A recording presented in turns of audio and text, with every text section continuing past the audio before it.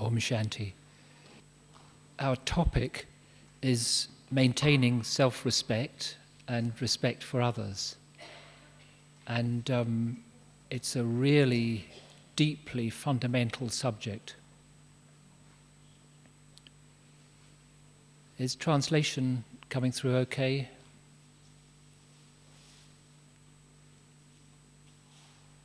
Problem down there in Spanish.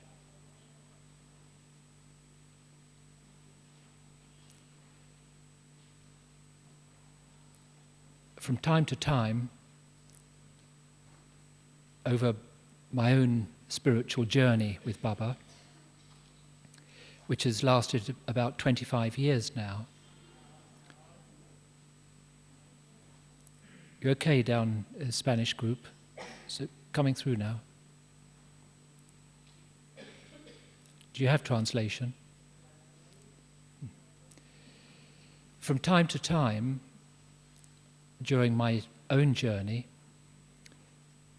there have been periods where I've run into some difficulties, some obstacles, and always, I would say, just about invariably, when I've spoken to one of the seniors about this, they've said, you need to maintain your self-respect. It's that fundamental. I think probably for most of us,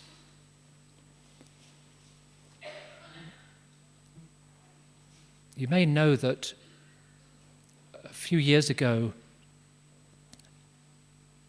I had the privilege of interviewing Daddy for a book which came to be called Inside Out.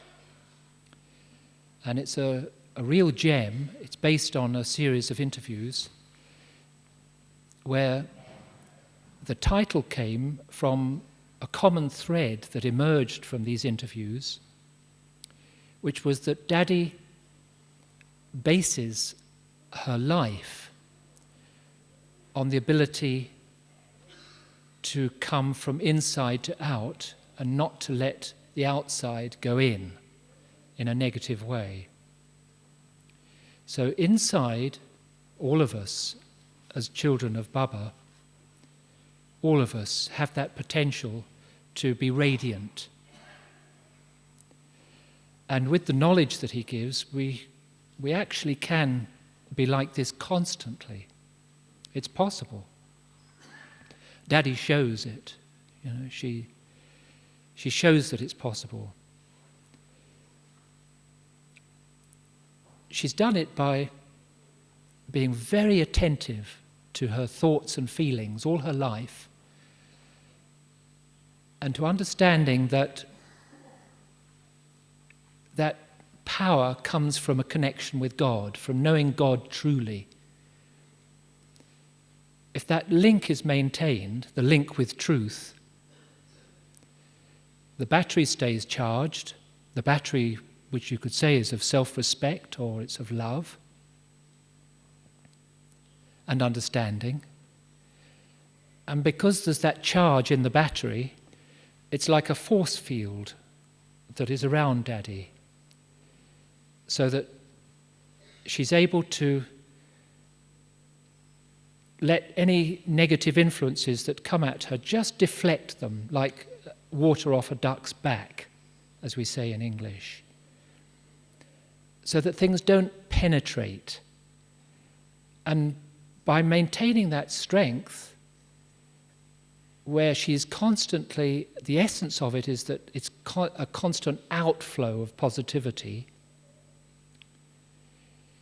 that is in itself a gift to the negativity. It can be a light that switches off the darkness, removes the darkness that has given rise to the negativity. So it's not only something very powerful for protecting the self and for maintaining the self-respect, but in doing that, automatically, we are becoming bestowers. We're able to radiate an energy which is of benefit to other people.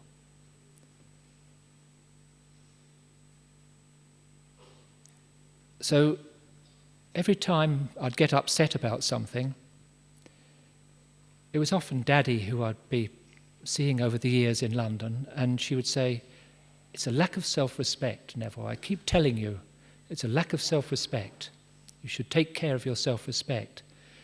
And I would see that that was true, that in some way I'd allowed myself to be deflated by a circumstance or my own behavior in some way or something someone had said.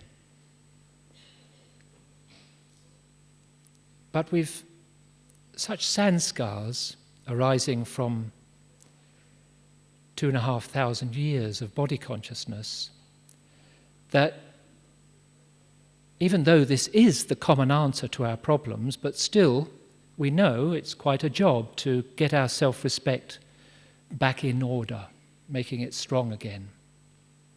And one of the first things that is perhaps not so very obvious, but which is something that I like very much for maintaining self-respect, is the loving thought that when I'm lacking in self-respect, that in itself is a cause for self-respect. You can think of it this way, because the lack of self-respect comes from the fact that I'm a very old soul. I have known that deity status. I've been a part of that world of perfection and happiness, where the need for spiritual skills of relating with one another wasn't there. It was just paradise for all that time. And so that was my experience for half the Kalpa. And then for so long, subsequent to that experience of paradise, I've experienced that phase in the drama where that state of perfection wasn't present. And so not surprisingly, I've developed a lack of self-respect because I didn't have the strength as time went on to cope with the copper and iron ages adequately. I didn't keep that power of positivity, partly because, as Baba explains, we're old souls who have had that long journey. So in itself, the very fact that there is this lack of self-respect can be reinterpreted as a point for self-respect. But of course, you have to then act on it so that you remove the source of the lack of self-respect. But as a starter, it's a really good thing, because when this lack of self-respect hits us, it's very disabling, and we need antidotes that will give us the power to start the ball rolling in a more positive way again. And this is a good one. It's connected to what Baba often tells us, to understand that this is Kali Yuga. I've had this enormous journey, 63 births in an imperfect world, and within the drama that it was in everybody's part to decline, even the greatest souls. Certainly he tells us all of the deities and the religious founders who came with such strength, they too, over the centuries, have lost their power. So it's no surprise that I find myself here at the end of the Kalpa with these defects that trouble me. So the first thing is to say, okay, it's there. Let me realize that it's there because I was a deity. I was in that state of perfection previously. That's why, not surprisingly, I feel bad about myself sometimes today. This is also good to protect us, to have that kind of nimbleness of intellect is also good to protect us from the trap that Bapdada mentioned in a recent Avyek Murli. Do you remember? He said that sometimes the children maintain self-respect in a false way. I forget exactly the expression he used, but he said that we use the titles in our heads. You know, that I am this, I am a former deity, I am a great soul. Sometimes this just stays in the head.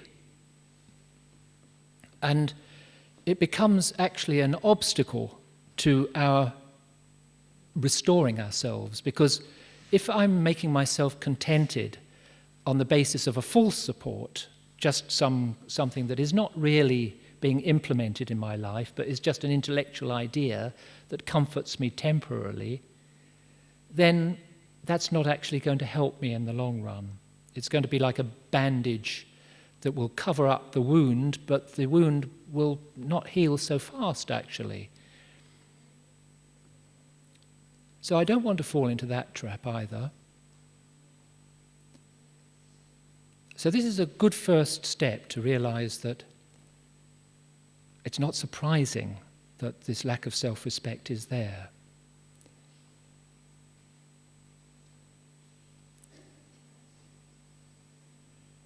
And that's a gift to the self. And we need to give to ourselves. Baba's giving to us, but he gives to everybody. He says, you know, I'm not putting any limits on what I'm giving. And so we have to receive those gifts and work with them. We have to have the guts to do that. We have to have the courage to do that. The sooner we develop the courage to do that, the quicker we will recover our state of perfection, our self-respect, our ability to act with love and respect towards others, our ability to succeed in the world in a genuine way, not in artificial ways that our ego developed over the centuries.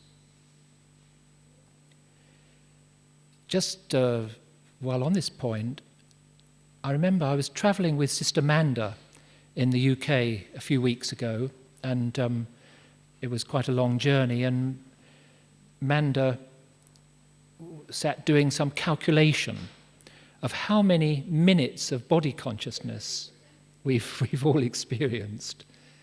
I think the number she came up with was something like nearly 1.5 billion minutes of body consciousness. That's the number of minutes in half a kalpa. She just worked this out, you know, and it's a nice thing, because to realize that we've had that history, you know, where we've lived in this splintered world where we were all on our own and we'd lost the father and the inheritance of the father.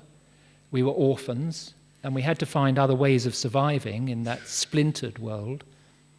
And so we've had all that time in which we were developing these habits of maintaining self-respect in wrong ways, basically feeding the ego in these different ways. So all those billions of minutes of body consciousness, but we also were thinking that even though that long experience of body consciousness obviously it's going to take some work to shift it, so we have to expect that and not be surprised when as we move along the journey, that we fail from time to time. But also we can see that for the other half of the kalpa, that first half, we've had whatever it would be, 1,400,000,000 minutes of soul consciousness, of pure consciousness. So that's lying there within the soul's experience as well. So we just have to kind of shift our way of thinking into a Satyugi way.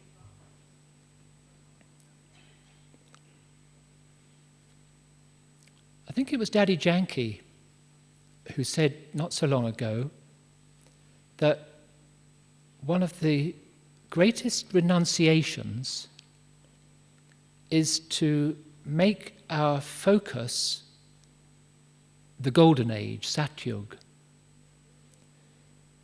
To make that what is filling our intellect,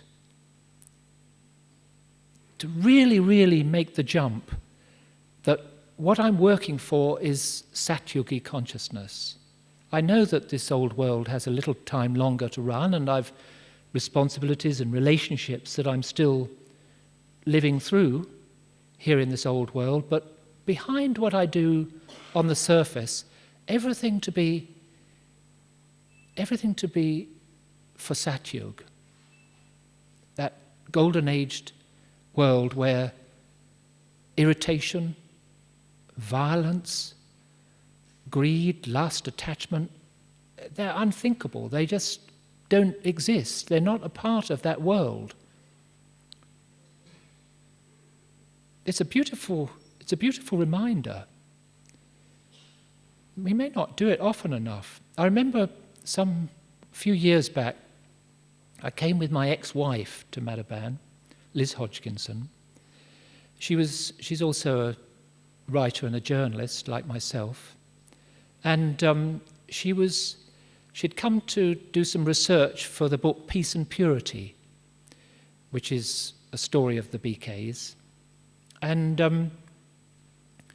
I accompanied her. She hadn't been to Madhaban for many years, and I accompanied her on some interviews with seniors and long-standing students, and one of the most remarkable was with Lachu Daddy. Do you all know Lachu Daddy? She's a shortish sister. She's one of the founding sisters right through the Yagya years. You don't hear her giving classes, like with Boli Daddy, who left her body recently and who Daddy Janki had endless praise for. We don't see her. In my 25 years of coming here, I'd hardly had a conversation with Boli Daddy, but what an achievement that soul went with, and quietly had done that. Similarly with Lachu Daddy, you do see her. She appears when Bap Dada comes. You see her bringing out the Borg tray and putting the cloth on, doing everything very neatly, very quietly, and then quietly disappearing. Just does that job with complete quietness, not looking for anything. Her role has been, actually, in the earlier Yagya years, it was looking after the stores. I think she still does this to some extent. Things like toothpaste and soap. When Madhaban Nawasis need something, she'll be the one who provides it, and she keeps a tally to make sure that it's not being wasted. Quiet little job. And Liz asked her, you've spent, your life, almost all your life, doing these simple things. Don't you feel that it would have been wonderful to have experienced nice clothes and eating out and, the cinema, things like this, and a glass of wine? And Lachu Daddy was uncomprehending that such a question could be asked. She said, but every minute of my life, I'm constructing my future.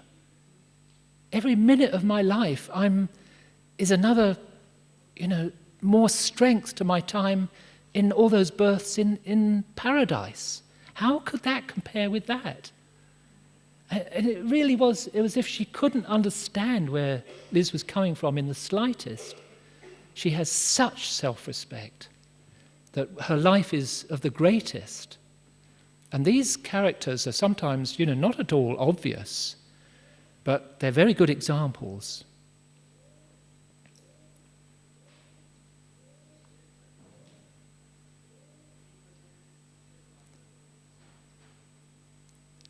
I've been doing some more interviews with Daddy Janki, for a new book on this trip.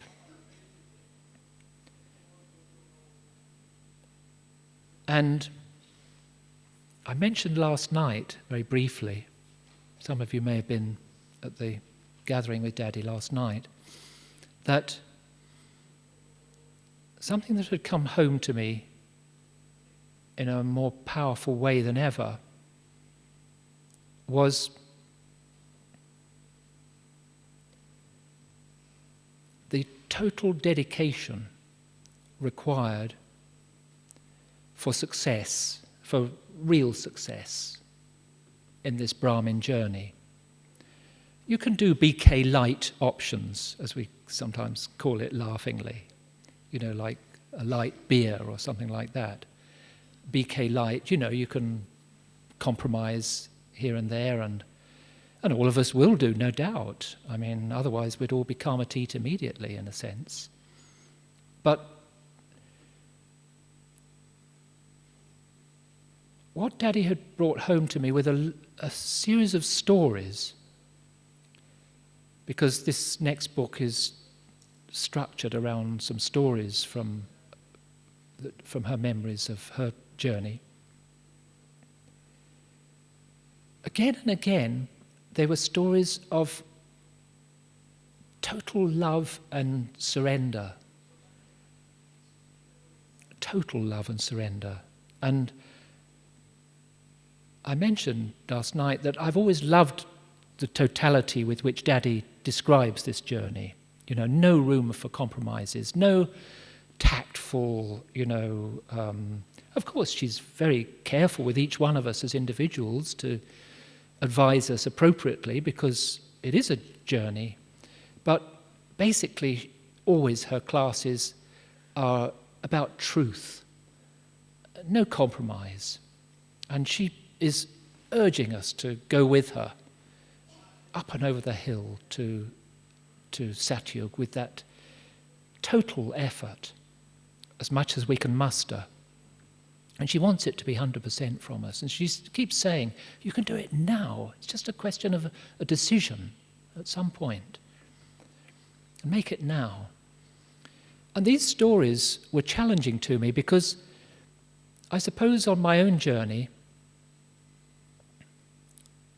although the heart recognized in a very deep and powerful way right from the beginning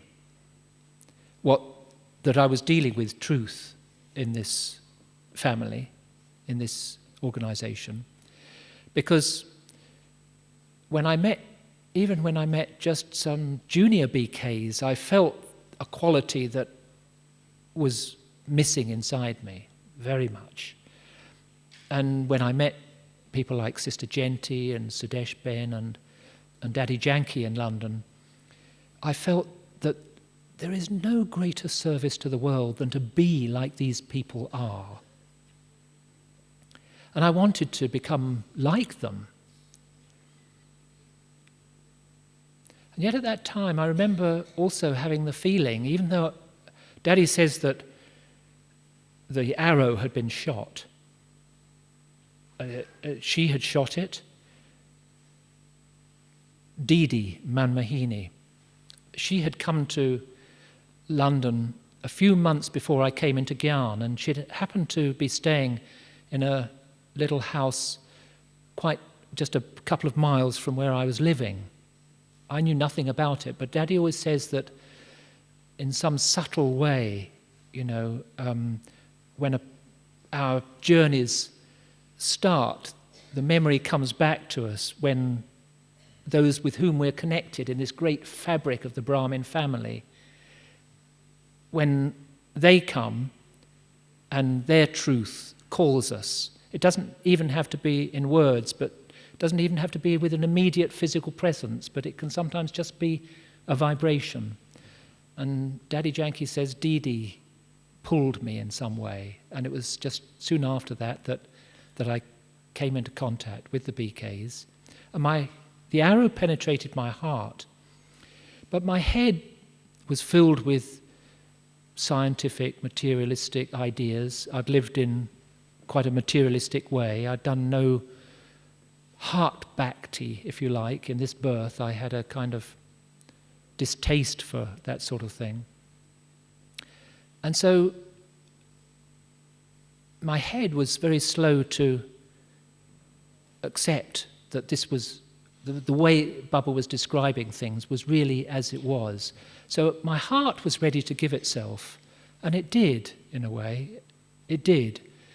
Because the head has provided plenty of problems along the way, but still hasn't managed to take me away from Baba, because the heart was there and was held. But the head has given problems. Sometimes I've thought of it as being a kind of value where perhaps because of some past experiences in past births, I've given away my intellect to something, and then it didn't turn out to be worth giving oneself to, you know, like that image of giving yourself to something that seems wonderful, takes you halfway across the river, and then you drown because it wasn't the real thing. But that wanting to give myself to something. And so great caution in the intellect. But a more straightforward way of looking at it was what Daddy Janki mentioned during these interviews, because I commented to her at one point, here are these souls who she was describing their stories to me,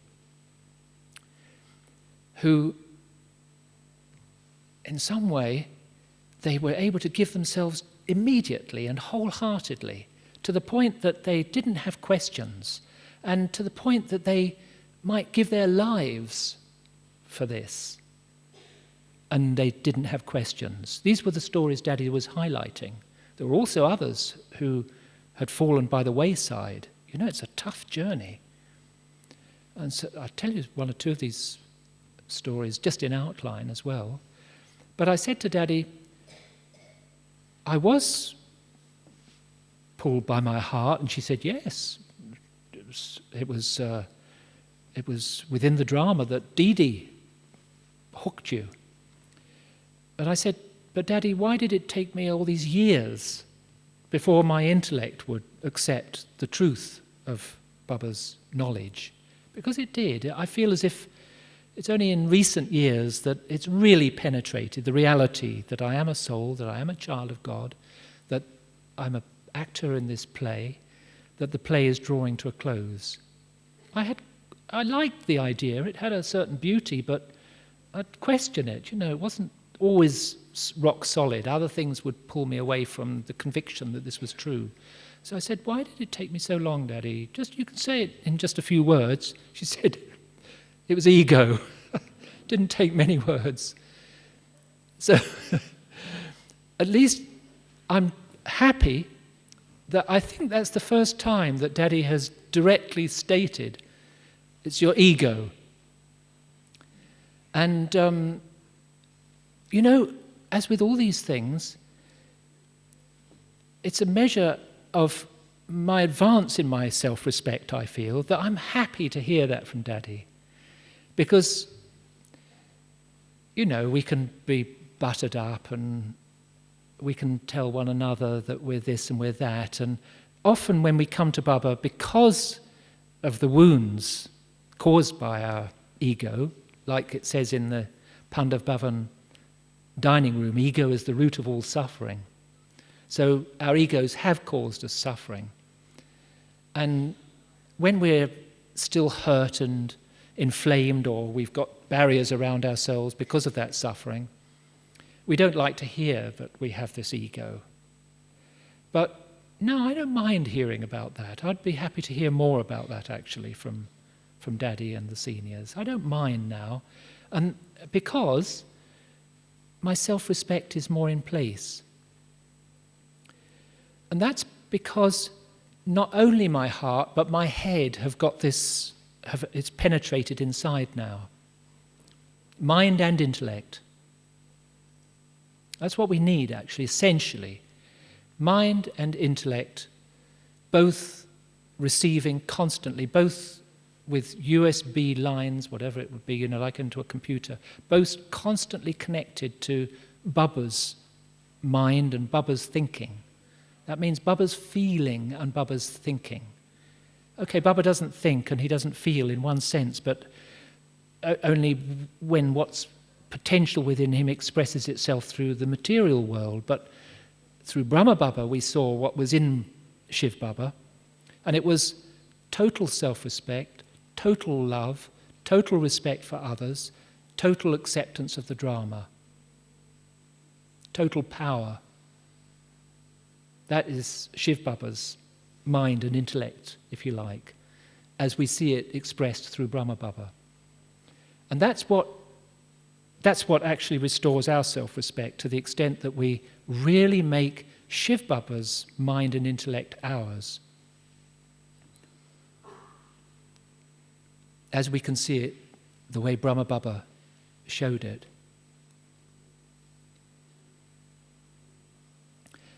One realization that I've had recently was that there are two types of bhakti. One is heart bhakti, or almost kind of physical love bhakti. And one is intellect bhakti. So one is, in a sense, mind bhakti, and one is intellect bhakti. I didn't realize this before. I just thought of bhakti as, it's usually translated as devotional feelings.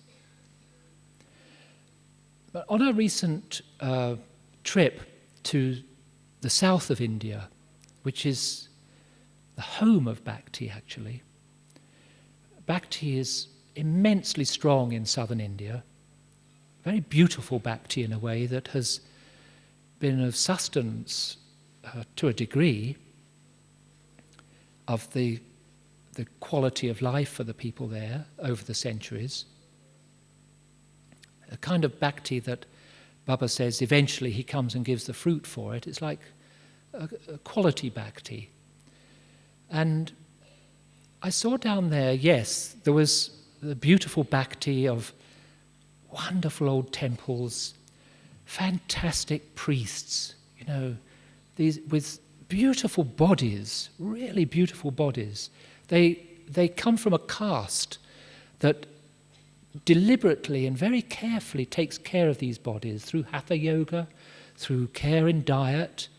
The climate is lovely, so they just have sort of light clothes that they wear, and they're sitting around the temple, and they're very contented, they're very courteous with visitors, they're very lovely and loving, actually. They were really kind and informative. And it's a caste thing, actually. It's something that has gone down over centuries through families where this role is played out. And I saw that they just accept a certain way of thinking and living, and they don't think beyond that about it. So it's not a jnani bhakti. It hasn't got gyan in it. And in the end, if things get rough, it will let you down, that kind of bhakti, because in a sense it's body-based. It's a body-conscious type of devotional behavior. But it's rather lovely. So it's a kind of high level of example of heart bhakti. But then the other side, I was attending the Indian Science Congress, and actually this is the big gathering of scientists from across India, an annual gathering in Chidambaram, about 5 hours drive from Chennai, and held at a university there, Annamalai University. This was also a fascinating experience. It brought home to me something quite different. Firstly, I'd half expected, because I have so much respect for India and its culture, and I'd thought that Indian science would be ahead of Western science in knowing that science is not enough. Science is very good at describing the physical world and mastering matter in various ways, but that it's only good in the physical dimension, and the sort of more philosophical or spiritual things I thought would still be present in a gathering of scientists in India, but it wasn't, not a bit of it. Even less than in Western science gatherings, actually. Nowadays, in the West, there's an awakening to an understanding that just focusing on the physical material dimension isn't enough. That it's not dominant in science yet, of course, because science has built its success on its focus on material laws. But it is growing, and at the equivalent annual meeting of British scientists, for example, you would definitely find some fringe meetings about consciousness studies, about the possibility of non-locality of mind, an expression that the scientists use when they're looking at the possibility that there may be more to mind than just the brain. They are studying these issues. It's not mainstream yet, but it's there. It's very encouraging development. But it was not at all present in the Indian science gathering. What was there was very much a focus on laser technology, satellite technology, computer technology, agrochemicals, various aspects of trying to make life better in physical ways. And this is still where Indian science is coming from after some decades of India suffering a lot of poverty, in the wake of colonization and then various models of government that didn't work very well subsequently, and now economic growth coming through and science fueling a lot of the increased prosperity that's happening now for India. So there's a great attention to this. But because it was at a university, I was taken to meet some people who were hosting the event, but who were not necessarily part of the science gathering. And one of these, who I found really interesting to meet, was a professor of anatomy at the university, who was also an expert on the ancient scriptures of India, the Vedas. And he kind of gave me and a sister that took me to meet him a 2-hour lecture on the wisdom of these ancient scriptures. And he was actually quite dismissive about the science gathering, even though he's a scientist himself, but he's saying that's all rubbish. It's all rubbish. It just fills your head with rubbish so that you can't know the truth. He would say this, but as he went on, I realized that in another way that I'd not understood previously, he was also blocking out the truth as we know it through Baba, with all his wonderful knowledge of the Vedas. It's a surprising thing. He spoke brilliantly about these ancient truths, wonderful quotes, great wisdom present within those scriptures. And it is wisdom. I only know that it's wisdom because of what I've learned from Baba. The right way to live, the illusory nature of fame and position, all of these sort of things, how we have to remove the negative emotions and comparisons and jealousies, all of those, the way they'll get in the way of the truth, all of that is there in those stories and scriptures. But he knew it all as up in his head. It was as if there was a great web of this knowledge in his head that was actually stopping him too from experiencing the simplicity of the truth of the soul as Baba has introduced us to ourselves through him. Wonderful, amazing realization for me, because I think in the past I've sort of put the intellect, because I suppose partly because of working with my intellect a lot and putting a lot of faith in the intellect for the future through science to try and sort out the world's problems with the human intellect. This was my own bhakti in the past, that the intellect would see the way through and the heart should be disregarded. It had led us into so many problems. So this was a realization for me that we can easily intellectualize wisdom and it still won't become truth, as Baba introduces himself. This is where Daddy Janki is so wonderful, because she says that she's so grateful that she just had 3 years of formal education. Didn't fill her head with these things. It can include values, it can include all sorts of social expectations, social conditioning, which may have been useful to us through our lives.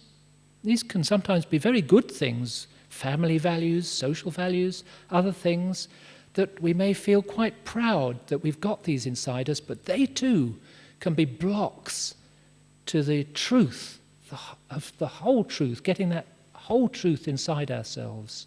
They really can. Even very good things can be blocks. And this is why it's a subtle matter to realize where our self-respect may be maintained by things that are still not the real thing. They're still false supports, ultimately. And we need to try to get rid of these while there's still time. Because it's very clear from Baba's original inspirations and visions, what Brahma Baba was shown by Shiv Baba, that everything is going to collapse. We don't know precisely when. We know that world authorities are telling us that environmentally there are such threats, and we know that socially and in terms of family and quality of life in so many different parts of the world, it's deteriorating and things are getting tougher. Another little secret along these lines that I heard from some Madhaban Nawasis, they were telling me that even the animals here in Mount Abu are becoming distressed. It's amazing. It's known to the authorities, and the conservation authorities provoked a reaction in the people of Abu a little while back by proposing to make the whole of this area a conservation area, which would cut down a lot on visitors and this sort of thing. But the animal community is becoming distressed because there's so much noise, there's frequent fireworks, there are big speakers that can make noise into the night, and the animals don't like this. It's penetrating their habitat in ways that are stopping them from living their truth as well. There's a mad monkey in Madhaban at the moment. Have to watch out for him. He's not... I saw him. I was in the Pandav Bhavan courtyard, and he came bounding through. Big chap. And he came within a whisker of me, actually. I was just standing talking to someone. He came whisking past. I could almost feel the wind from him. And he did a big leap from that parapet beside Neville's room onto a chair that was standing there and onto the back of one of those yellow chairs. The chair fell over, but he just bounded on. And someone told me that this fella, he'll sometimes clout people as he's coming through. So he's a sign of the times. I've never seen a monkey behave so badly before. They used to come and pinch our bananas and things like that, but they do it with less aggression than this chap had. So we know, all of us know from the state of the world around us, how this decline is accelerating, and whether it's 10 years, 20 years, 30 years, we know that whatever false supports we're still using to maintain our self-respect, the sooner we can get rid of them and substitute the total truth about ourselves that Baba is inviting us to take on board, the stronger we'll be for supporting ourselves, maintaining our strength and contentment through these difficult times ahead, and being a beacon of light for others. Wonderful image for us to make this our goal. I really, really deeply accept this in my heart now, that this is what I want to be. I've fought it in a way for many years, but I really want this. When I started interviewing Daddy about this new book some while back, it didn't take shape for a while, but one thing that inspired me was she said she's looking in all her travels across the world, she used this expression, beacons of light. People who can be so illuminated that whatever is happening doesn't damage their self-respect or their ability to give respect and love to others, so that they're radiant. It's like that lighthouse image also that Denise Ben was talking about yesterday. And this is a great goal for us all. It really is worthwhile and very manageable and achievable.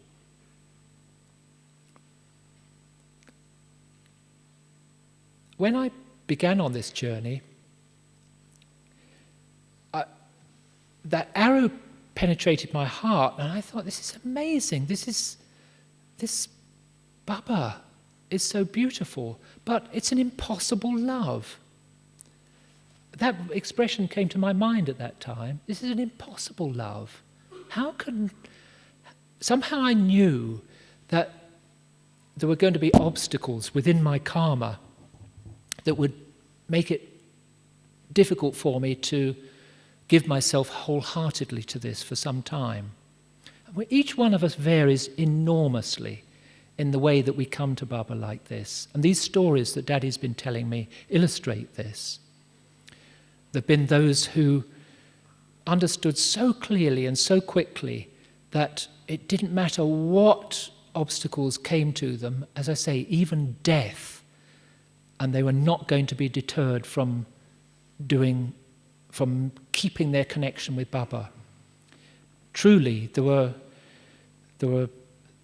2 or 3 cases, Daddy said, in the early Yagya years when the sisters who had wanted to come to Baba and their families were so violent towards them, so offended by their attempts to break free of the social constraints or the family constraints or the marital constraints, that they killed them. They actually gave their lives at that time. And amazingly, I said, but Daddy, because I'm somewhat playing the role of, the expression devil's advocate when I'm interviewing Daddy, to try to take the position of a reader who wouldn't be familiar necessarily with what Daddy was meaning in these things. But I said, but Daddy,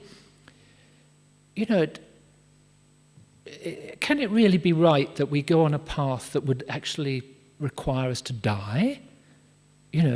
Physically die like that? And she said, but you don't die. She said when she went to London,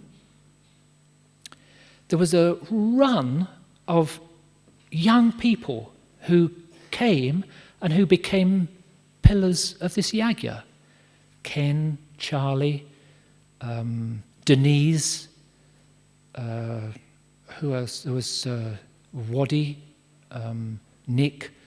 There were 4 or 5 who came Nick was a little older, I think, but there were 4 or 5 who were about 18 or 20.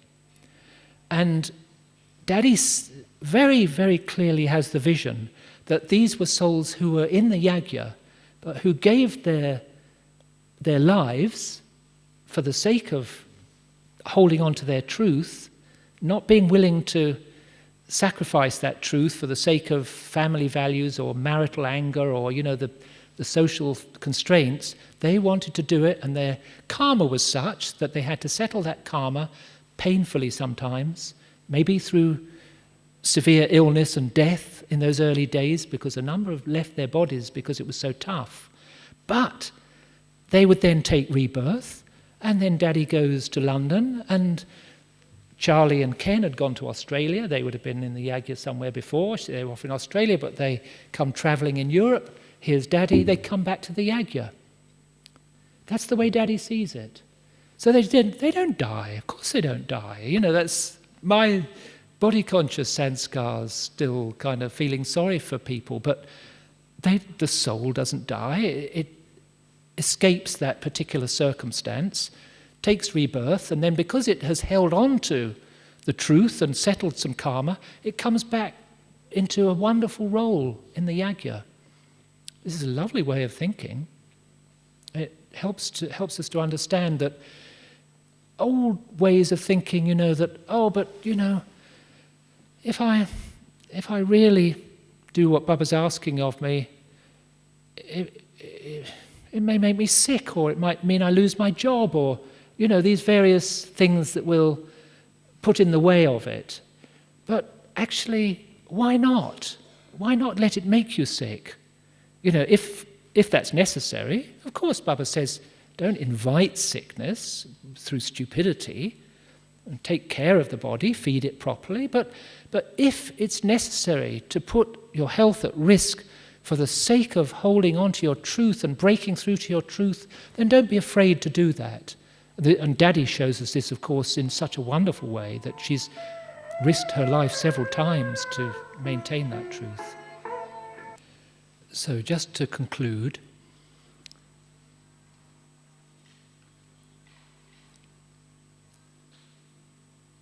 Baba's heart is of total, unbroken love and respect. His mind is full of such feelings as they express themselves through Brahma Baba. Baba's intellect is, as he shares with us every day in the Murli, he tells us what's going on. This is his way of thinking, that he's telling us is the understanding that will liberate us. And with those two,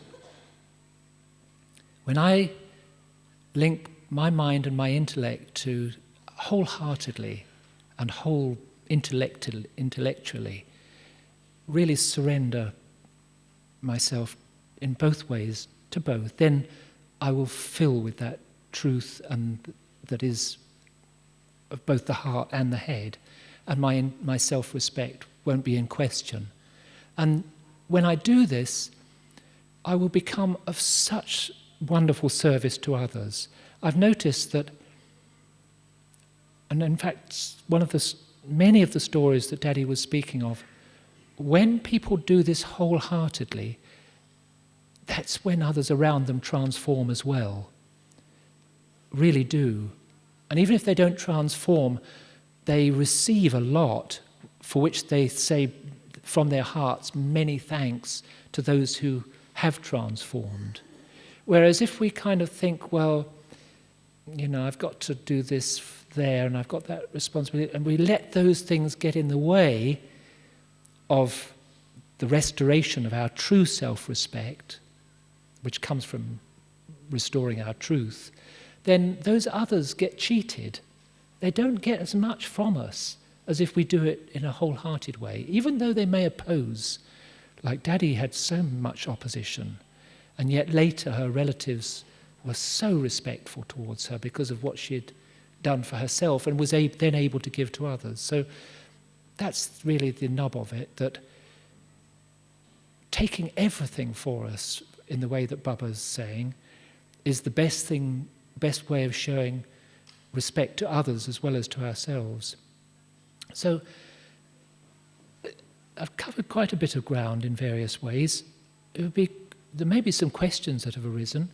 I don't know, is the brother there for us to have a handheld mic? Is anyone around? I'm not sure that they are. So if not, then if you could perhaps come and speak your question loudly, and if your voice isn't strong enough, I'll repeat it over the mic. Anyone like to ask a question arising on this subject? Or is everything totally in place now in terms of self-respect?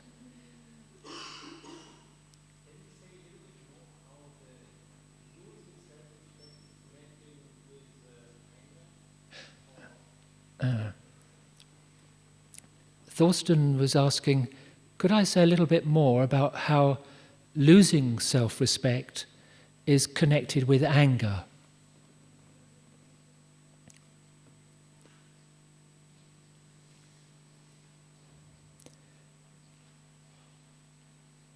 It's a question of vulnerability.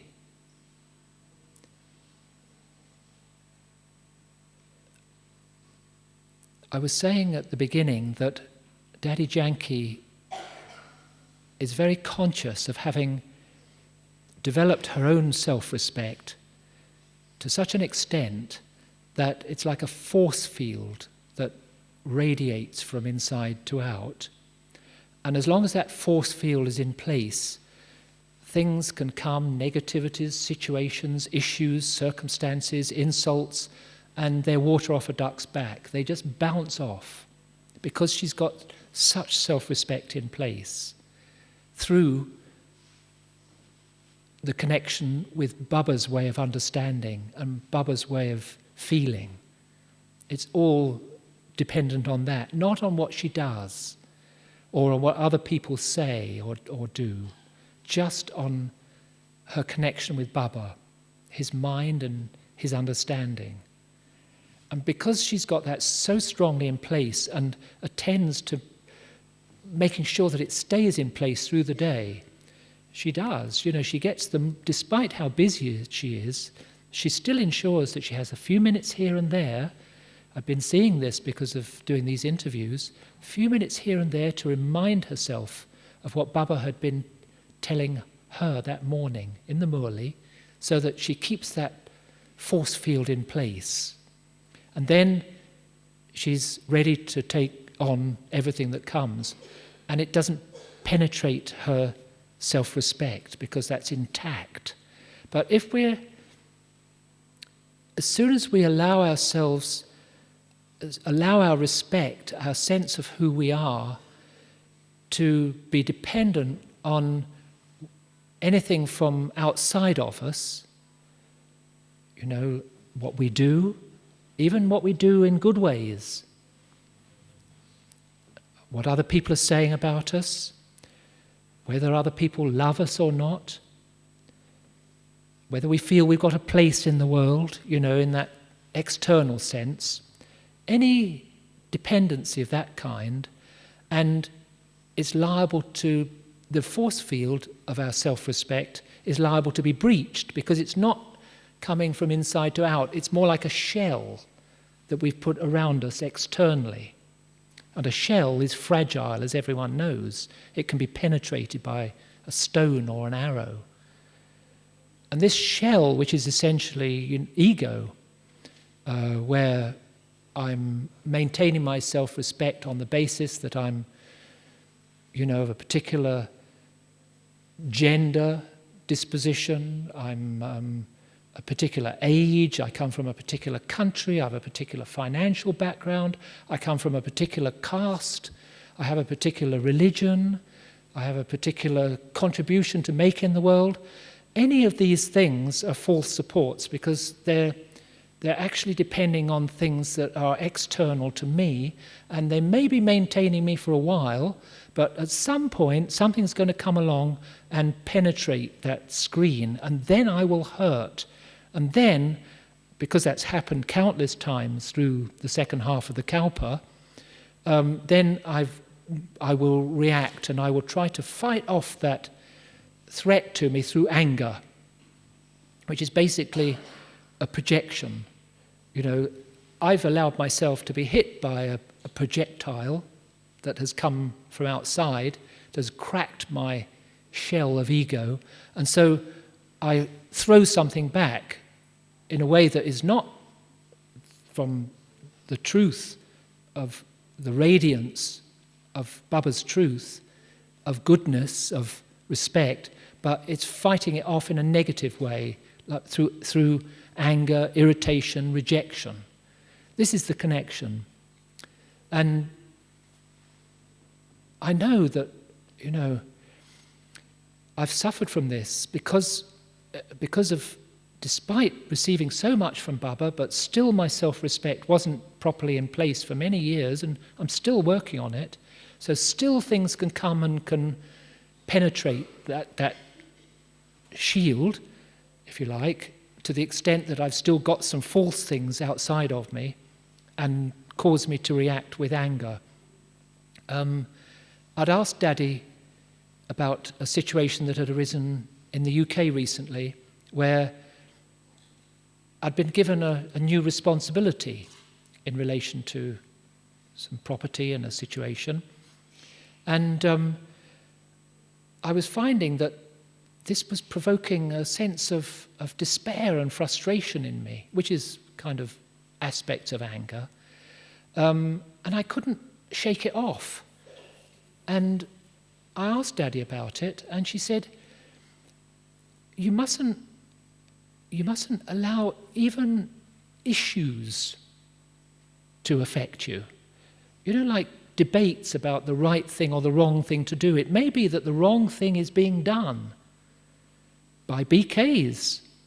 They're making mistakes, and maybe they're important mistakes, but still you mustn't allow your self-respect to be damaged by that, even if you've been given responsibility in that area. This is a tough one. You know what it brings to mind? Baba used, again, Aviet Baba used a wonderful expression not so long ago, that we sometimes suffer from the intoxication of duty. Very interesting expression. What he meant by that was intoxication. We sometimes use the word in the sense, in a positive way, don't we? You know, of happiness and contentment and relationship with God. But really it means, intoxication in English actually means poisoned. A toxin is a poison. And really the word, normally, it would mean that you've been poisoned in some way. An intoxication of duty is when you are taking on board a duty in a body-conscious way and trying to be successful in it in a way that is drawing on sanskars of force or control rather than of detachment and being truly instrumental, of allowing Baba to deal with the situation. And I was falling victim to that. It became very clear. So there are so many different ways that we may be drawing on old ways of providing temporary solutions which just feed the ego and the shell of protection that the ego provides, but which will actually then make us vulnerable because shells break easily. That's the nature of the mechanism, I think. Is that clear? Did you have something else in mind, Thorsten? It's very interesting. You know, I've suffered from this. At one point, Daddy was telling us of the story of some sister, because there were a lot of casualties in those early years. You know, it's a miracle of how Baba's established this yagya with those hundreds of mainly sisters. Very few brothers survived it. And what they went through, you know, to create such a foundation that would be strong enough to weather all the storms of the decades of effort and trial and tribulation that were to follow. But anyway, so many fell by the wayside, and Daddy told us at one point of some sister who had been very intoxicated in the sense of very happy to be in the yagya, and then something had happened. I think it was to do with her role, and she felt insulted. And so she left with a lot of anger. And I said jokingly, well, I hope that wasn't me. And Manda translated, and Daddy laughed, and she said, when were you born? I said, February 1944. She did a quick mental calculation. It's possible.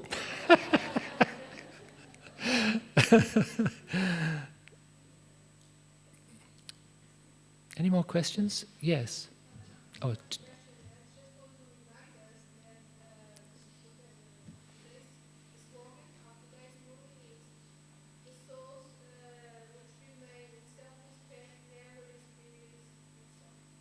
Yes, the sister's reminding us that very pertinent slogan from today, from the Murli, that the soul that stays in self-respect never experiences insult.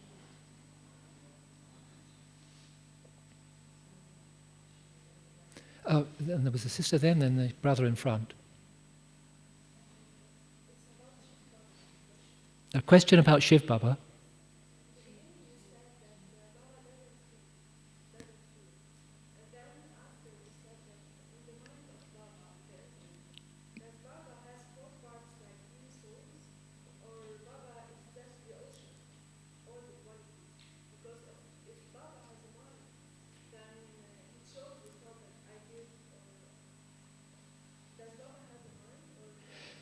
Does he or doesn't he?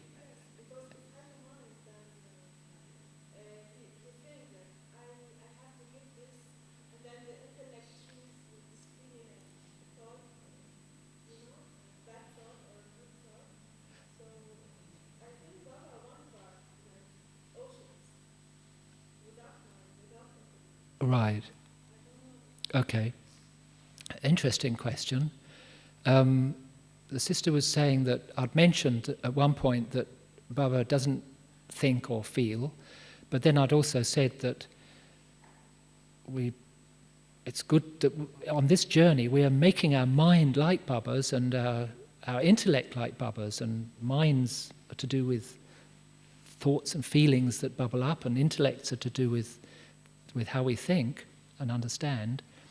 So does Baba think and feel, or doesn't he? And her own inclination is to see him as the ocean, just that ocean of positivity, rather than as something that discriminates and goes in one direction rather than another. He's just truth. And I'm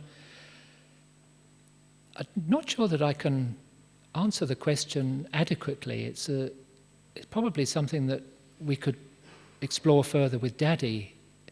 But definitely I know that the way that we have asked Daddy sometimes, does Baba think?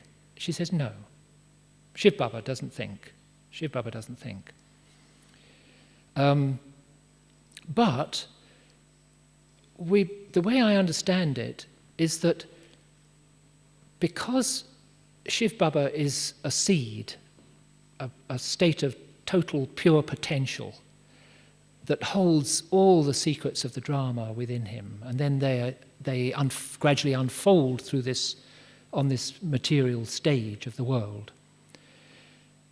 But the process begins when that potential that is Shiv Baba sparks through to Brahma Baba. And Brahma Baba has got a brain and a heart and, the physical organs that allow what is in that state of potential, the purest, highest potential in God, is able to be expressed and shown afresh to the world through Brahma Baba. So that's why Daddy says she doesn't distinguish actually between Shiv Baba and Brahma Baba. The way she experienced Bap Dada from the beginning, she says, when Shiv Baba entered Brahma Baba, was as one. This was the first time she'd been able to understand what truth really meant, when she saw it embodied in Brahma Baba. So she doesn't like to make a distinction. Of course, Brahma Baba's a human being. He has his sanskars to deal with, his karma to deal with. Shiv Baba doesn't have any negative sanskars, doesn't change in his functioning at all. But that pure truth was able to show itself because there was this chariot, Brahma Baba, which is a physical chariot. And so she, in all her searching, in her childhood and her teenage years, all her pilgrimages, she was trying to find God right from the earliest age. And she'd got all the knowledge and the wisdom and the understanding that we should behave in certain ways and that we should be giving. We shouldn't look at others' weaknesses. We should have a very pure vegetarian diet. We should do good works. All of this was deep inside her. Still, she didn't know God. And she'd met Brahma Baba earlier when she was a child, but it was after Shiv Baba entered Brahma Baba that role for Shiv Baba through Brahma Baba, Shivratri, actually that taking place, what we're celebrating now, that actually taking place, then for the first time she was able to, this is God. She'd searched so much. This is the uniqueness of the Brahma Kumaris actually, that Brahma became the vehicle for the highest to show itself to us. And this is how Baba can then say, we also become the highest and the holiest and the richest because of the highest and the holiest and the richest, which is Shiv Baba, showing itself through Brahma Baba. Brother had a question.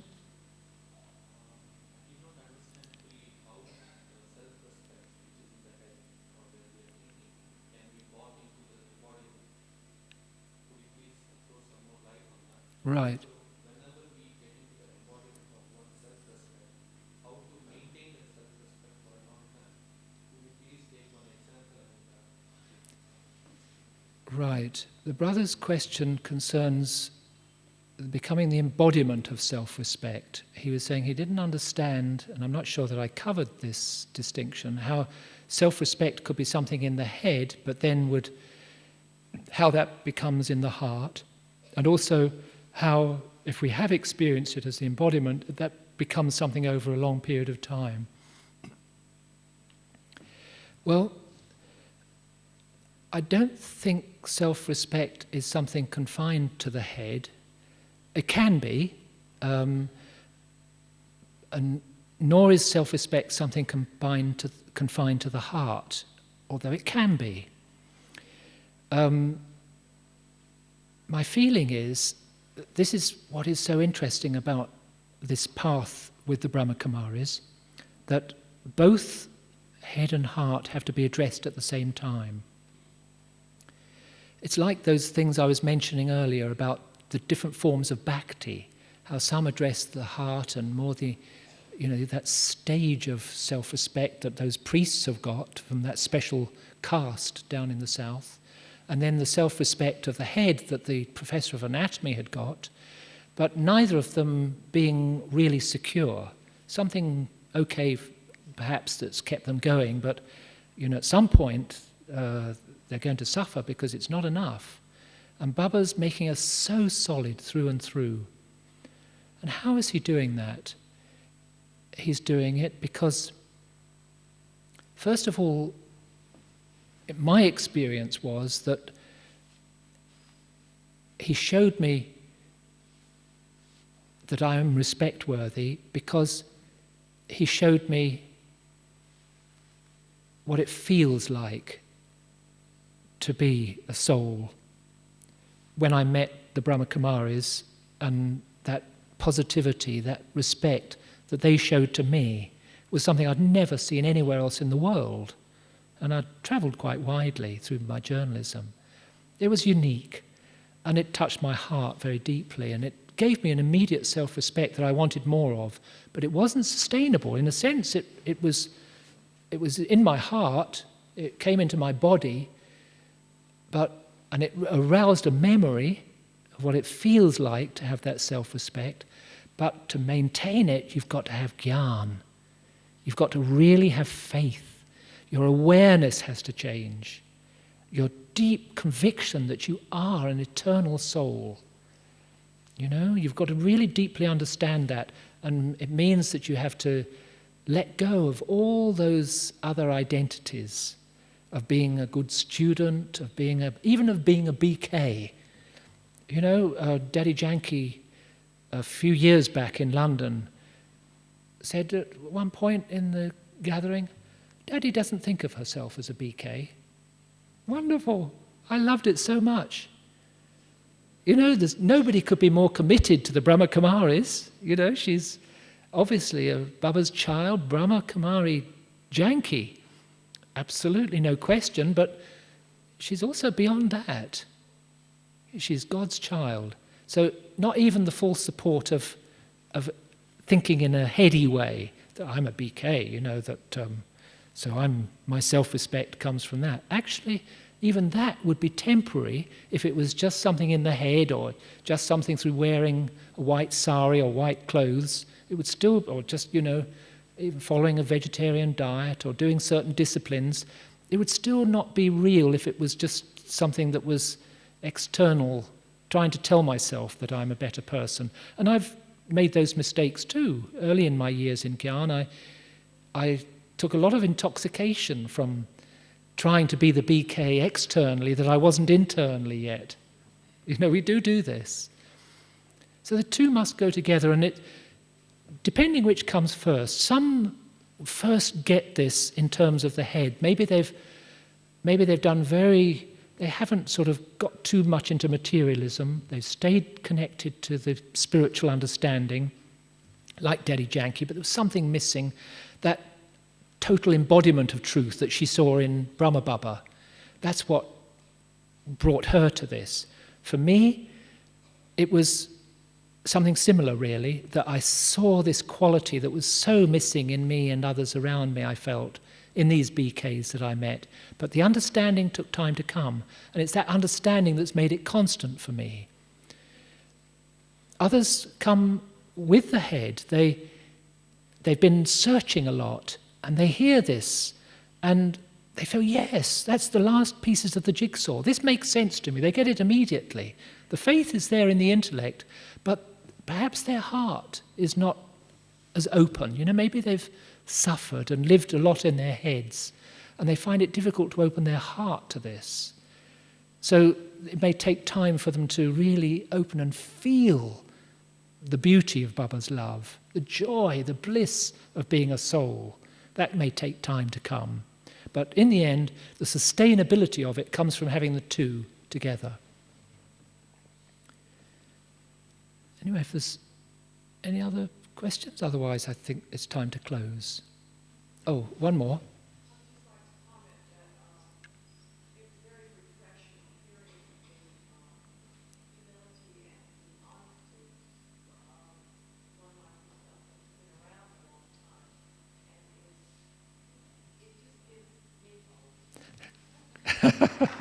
Great.